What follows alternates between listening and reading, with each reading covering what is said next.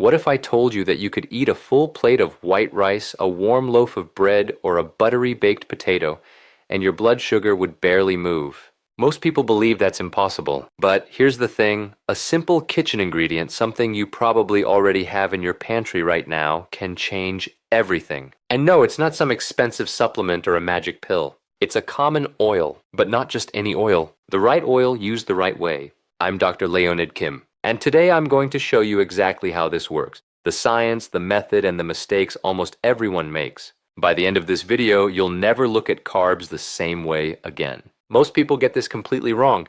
They think the only way to control blood sugar is to cut out bread, rice, and potatoes forever. But what if the problem isn't the carbs themselves? What if the problem is how you're eating them? Here's what most people don't realize. When you eat a bowl of white rice, your blood sugar doesn't just rise, it spikes. And that spike is like throwing gasoline on a fire inside your body. Let me explain what I mean. Think of inflammation as a slow-burning fire inside your cells. Every time your blood sugar spikes too high, too fast, it's like tossing another log on that fire. Your body releases insulin to bring the sugar down, but if this happens 3, 4, 5 times a day, breakfast, lunch, dinner, snacks, that fire never goes out. It keeps burning. Now, here's the surprising part. That internal fire doesn't just affect your waistline. It damages your blood vessels. It clouds your thinking. It makes your nerves send pain signals when they shouldn't. It slows down muscle recovery after exercise. And over time, it sets the stage for serious problems that most people don't see coming until it's too late. But this is where it gets interesting. What if I told you that you could eat those same carbs and put out the fire instead of feeding it? The method I'm about to share with you was discovered almost by accident. And when researchers finally tested it properly, the results shocked even the scientists. Let me walk you through the biology here, and I promise I'll keep it simple. When you eat carbohydrates, your body breaks them down into glucose. That glucose enters your bloodstream. The faster it enters, the higher your blood sugar spikes. The higher the spike, the more insulin your pancreas has to pump out. And here's the kicker. Insulin is a storage hormone. It tells your body to store energy, not burn it. So every big spike is basically a command to your body. Hold on to this. Don't burn it. But there's another layer to this that most people never hear about. That rapid glucose rush also triggers something called oxidative stress. Think of it like rust forming inside your body. Your cells have natural defenses against this rust. But when the glucose hits too hard and too fast, those defenses get overwhelmed. The rust spreads. It damages your blood vessels from the inside out. It irritates your nerves. It makes your joints ache for no obvious reason. It even slows down how quickly your muscles repair themselves after a workout. Now, most people think the answer is to eat low carb forever. And yes, that works for some. But let's be honest. Bread, rice, and potatoes are staples in almost every culture on Earth. Telling people to never eat them again is like telling someone to stop breathing. It's not sustainable. So the real question isn't should you eat carbs? The real question is how can you eat them without triggering that internal fire? This changes everything. Because the answer isn't about what you remove from your plate. It's about what you add to it. Over the next few minutes, I'm going to share with you 6 key insights that will completely rewire how you think about carbohydrates. And the 6th one? It's going to blow your mind. But first, let me build the suspense a little more. Researchers in India were studying diabetes rates in a traditional population. These people ate a lot of rice. We're talking rice at almost every meal. By all conventional medical wisdom, they should have been diabetic, but many of them weren't. Their blood sugar stayed remarkably stable. The researchers looked at everything. Their activity levels, their genetics, their overall diet. And then they noticed something strange. Every time they cooked their rice, they added a specific oil. Not a lot. Just a small amount. But they never skipped it. When scientists tested this in controlled studies, the results were stunning. Blood sugar spikes were reduced by up to 50%. Not 5%. Not 10%. 50%. And this wasn't with some exotic expensive oil shipped from a remote island. This was a common oil that you can buy at any grocery store for a few dollars. Most people get this wrong. They think all oils are the same. They think olive oil is the healthiest oil for everything. But for this specific purpose, olive oil isn't even in the top 3. The oil is coconut oil. Now before you click away because you've heard coconut oil is bad for your heart, hear me out. Because the science here is fascinating and it has nothing to do with what you've been told by mainstream nutrition advice. Coconut oil is special because of something called medium chain triglycerides, or MCTs for short. Unlike the long-chain fats in olive oil, butter, or vegetable oil, MCTs are absorbed differently. They go straight to your liver and are converted into ketones, a type of fuel that your brain and muscles can use without spiking insulin. But here's the part that matters for blood sugar. When you cook rice, potatoes, or even bread with coconut oil, something remarkable happens at the molecular level. The starch molecules in the carb actually change their structure. They become what scientists call resistant starch. And resistant starch acts more like fiber than sugar. It passes through your digestive system slowly. Your body can't break it down quickly. So the glucose enters your bloodstream gradually. No spike, no crash, no fire. Here's the surprising part.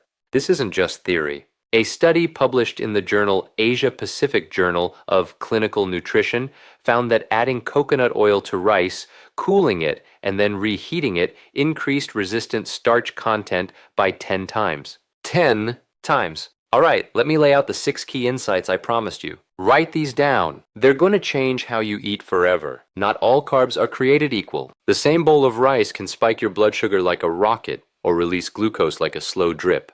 The difference isn't the rice, it's how the rice was prepared. This is why people in some cultures eat rice daily and stay lean, while others gain weight eating the same amount. Preparation is everything. Cooling carbs changes their chemistry. This is one of those facts that sounds made up, but it's 100% real. When you cook a starchy food and then let it cool, in the refrigerator, not just on the counter, the starch molecules retrograde.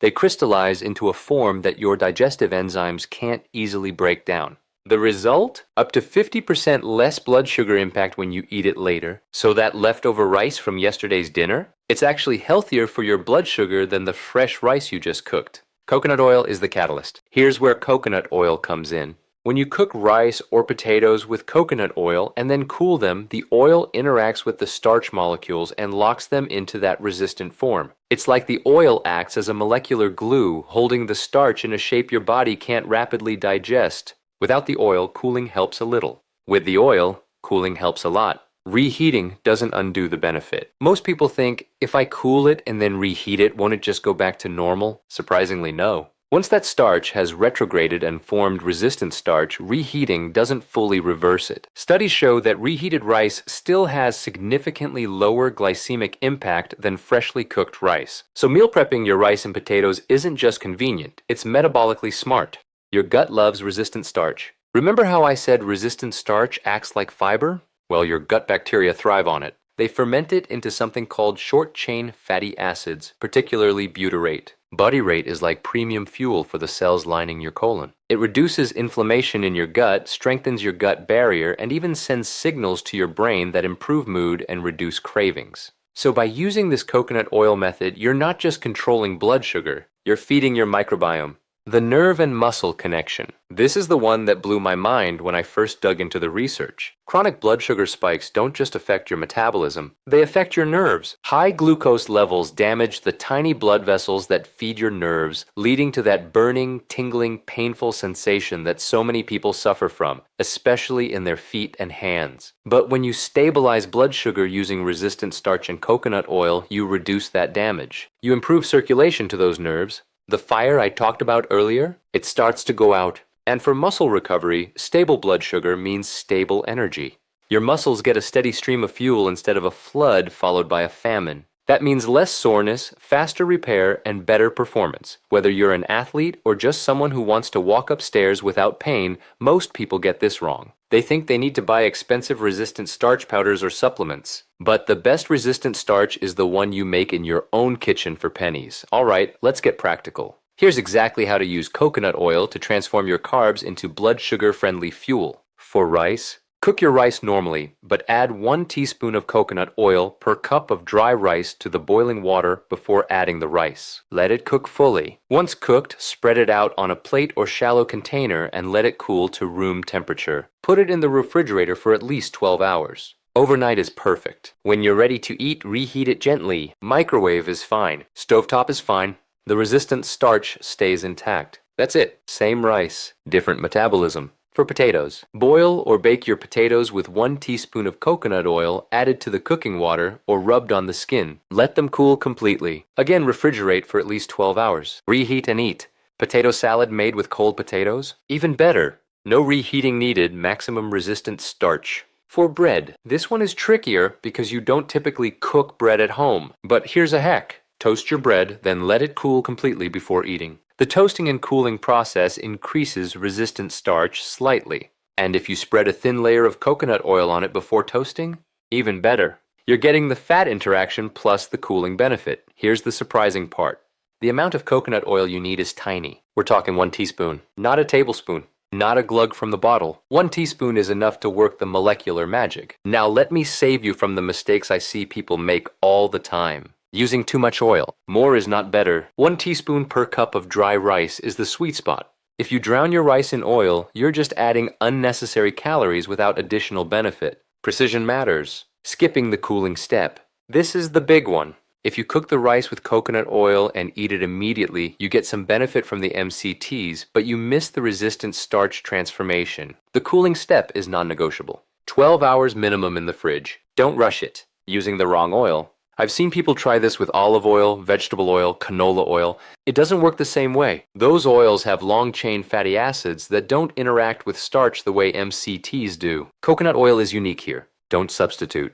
Thinking this means unlimited carbs. Let me be clear, this method reduces blood sugar spikes. It doesn't eliminate them entirely. It doesn't turn rice into broccoli. You still need reasonable portions. This is a tool, not a license to eat 5 bowls of rice. Ignoring the rest of your meal. What you eat with your carbs matters too. Adding protein, fiber, and healthy fats to your meal further slows glucose absorption. So pair your coconut oil rice with some grilled chicken and vegetables. Don't eat it alone. Most people get this wrong. They think they need to buy some special diabetic rice or expensive low-carb alternatives. But the rice at your local store, prepared correctly, is already the solution. Let me clear up some myths I hear constantly. Myth: coconut oil is bad for your heart because it's high in saturated fat. Fact: the saturated fat in coconut oil is primarily lauric acid, which behaves differently in the body than the saturated fat in red meat or butter. Studies on populations that consume large amounts of coconut oil show no increased risk of heart disease. In fact, some show improved cholesterol profiles. The key is moderation and context. 1 teaspoon in your rice is not the same as drinking coconut oil by the cup. Myth: brown rice is always better than white rice for blood sugar. Fact: surprisingly, the difference is smaller than you think. Brown rice has more fiber, yes, but it still spikes blood sugar significantly. White rice prepared with coconut oil and cooled actually has a lower glycemic impact than freshly cooked brown rice. Preparation beats the type of grain. Myth: you need to eat carbs immediately after cooking for the best nutrition. Fact: for starchy foods, the opposite is true. Cooling increases resistant starch, which feeds your gut bacteria and stabilizes blood sugar. Leftovers are metabolically superior. Myth: this is just for diabetics. Fact: everyone benefits from stable blood sugar. Energy crashes, brain fog, afternoon sleepiness, sugar cravings, these are all signs of blood sugar instability. This method helps everyone, diabetic or not. This changes everything. Because once you understand that you can modify how your body processes food, you stop seeing food as the enemy and start seeing preparation as your superpower. Let me tie all the biology together one more time because this is important. When you eat standard carbs without this method, here's what happens. Starch breaks down rapidly into glucose. Glucose floods your bloodstream. Blood sugar spikes high. Insulin surges to push glucose into cells. Excess glucose gets stored as fat. Inflammation rises in that internal fire I mentioned. Blood vessels get damaged by oxidative stress, the rust. Nerves get irritated, sending pain signals. Muscles recover slowly because energy is chaotic. Your gut bacteria get starved of the fiber they need.